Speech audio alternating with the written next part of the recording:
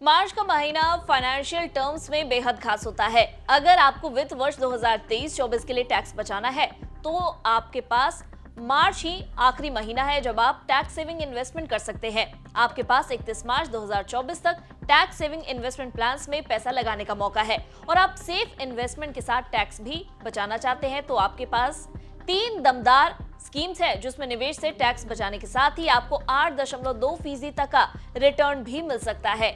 आइए इस वीडियो में बात करते हैं इन स्कीम्स के बारे में। नमस्कार, मैं हूं डॉक्टर तन्वी सिन्हा और आप देख रहे हैं विज़ तक। हम सभी किसी न किसी सरकारी योजना में पैसा लगाते हैं क्योंकि ये सेफ होते हैं और टैक्स डिडक्शन से भी बचाते हैं। इन स्कीम्स में से कईयों में तो ज्यादातर साल में केवल एक बार यानी कि मिनिमम पैसा जमा करना होता है ताकि आपका अकाउंट एक्टिव रहे।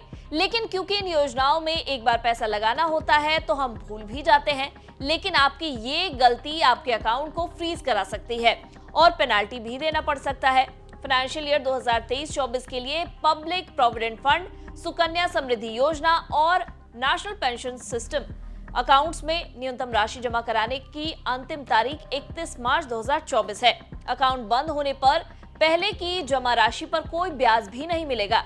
इसका कनेक्शन टैक्सेशन से भी है। दरअसल सरकार ने नई टैक्स व्यवस्था को ज्यादा अट्रैक्टिव बनाया है। इसके तहत 1 अप्रैल 2023 से इनकम टैक्स स्लैब को बदलने के लिए बेसिक एग्जेम्पशन लिमिट को 2.5 लाख रुपए से बढ़ाकर 3 लाख रुपए किया गया है।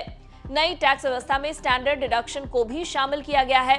इस तरह 7 लाख रुपए तक की आय पर कोई टैक्स देनदारी नहीं बनती है। ऐसे में 31 मार्च से पहले सभी टैक्स सेविंग खातों का मिनिमम बैलेंस चेक करना जरूरी है। पीपीएफ एक लंबी अवधि की निवेश योजना है। पीपीएफ नियम 2019 के अनुसार आपके पीपीएफ अकाउंट में एक फाइनेंशियल ईयर में कम से कम 500 रुपए जमा करना जरूरी होता है। अगर आपने ऐसा नहीं किया है तो खाता बंद हो जाएगा। इसीलिए 31 मार्च 2024 से पहले आप 500 रुपए पीपीएफ खाते में जरूर जमा कर दे। अकाउंट बंद हो गया तो आपको लोन नहीं मिलेगा। इतना ही नहीं, आप अकाउंट से रुपए भी नहीं निकाल सकते हैं। इनएक्टिव अकाउंट को दोबारा शुरू करने के लिए आपको 50 रुपए पेनाल्टी देनी पड़ेगी। पीपीएफ में सालाना 500 रुपए से आप अधिकतम 1.5 लाख रुपए तक जमा कर सकते हैं। इसका ब्याज दर सरकार तय करती है और इस समय यह सालाना ब्याज दर 7.1% है। पीपीएफ में लॉक इन पीरियड 15 साल का होता है, जिसे आगे 5 साल के लिए बढ़ाया जा सकता है। पीपीएफ छूट की ईईई कैटेगरी के अंतर्गत आता है। इसका मतलब यह है कि रिटर्न, मैच्योरिटी अमाउंट और ब्याज से इनकम पर इनकम टैक्स छूट मिलती है। पीपीएफ से जुड़ी बाकी डिटेल्स के लिए आप डिस्क्रिप्शन में दिए गए लिंक को जरूर देखें। अब बात एनपीएस की कर लेते हैं। आयकर अधिनियम की धारा 80CCD 1B के तहत कुछ लोग अपना टैक्स बचाने के लिए एनपीएस खाता खोलते हैं।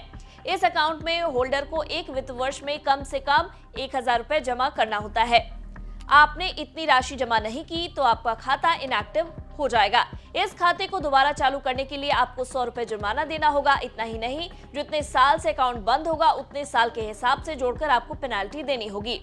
आपको पॉइंट ऑफ प्रेजेंस या पीओपी चार्ज भी देना होगा, तभी खाता शुरू होगा। सुकन्या समृद्धि योजना की अगर बात करें तो इसके तहत लोग अपनी बेटी का अकाउंट खुलवाते हैं। इसके तहत अकाउंट किसी बच्ची के जन्म लेने के बाद 10 साल की उम्र से पहले ही खोला जा सकता है। ये योजना टैक्स सेविंग का भी एक अच्छा ऑप्शन है। इस योजना पर सरकार 8.2% की दर से ब्याज देती है, जो फिक्स डिपॉजिट से ज्यादा है। सुकन्या समृद्धि खाते को चालू रखने के लिए हर फाइनेंशियल ईयर में कम से कम 250 रुपए जमा करना जरूरी होता है। अगर किसी ने इतने पैसे जमा नहीं किए तो उनका अकाउंट इनएक्टिव हो जाएगा। इसके बाद आपके इस खाते को डिफॉल्ट माना जाएगा और उस पर ब्याज भी नहीं मिल पाएगा।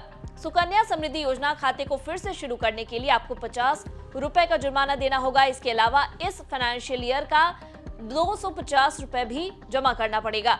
वहीं चालू वित्त वर्ष में आप सुकन्या समृद्धि योजना के तहत अधिकतम 1.5 लाख रुपए जमा करा सकते हैं। वहीं सुकन्या समृद्धि योजना से जुड़ी बाकी बारीकियों को समझने के लिए आप डिस्क्रिप्शन में दिए गए लिंक को देख सकते हैं। ये वीडियो हमने आपकी जानकारी के लिए बनाई है। बिज़ तक आपको किसी भी निवेश की सलाह नहीं देता है। बेहतर होगा कि जब भी आप निवेश करें तो फाइनेंशियल एडवाइजर की राय लेने के बाद ही करें। वीडियो पसंद आए हो तो इसे लाइक और शेयर करना ना भूलें। साथ ही बिजनेस जगत की खबरों से अपडेटेड रहने के लिए बने रहे हमारे साथ और देखते रहे बिज़ तक।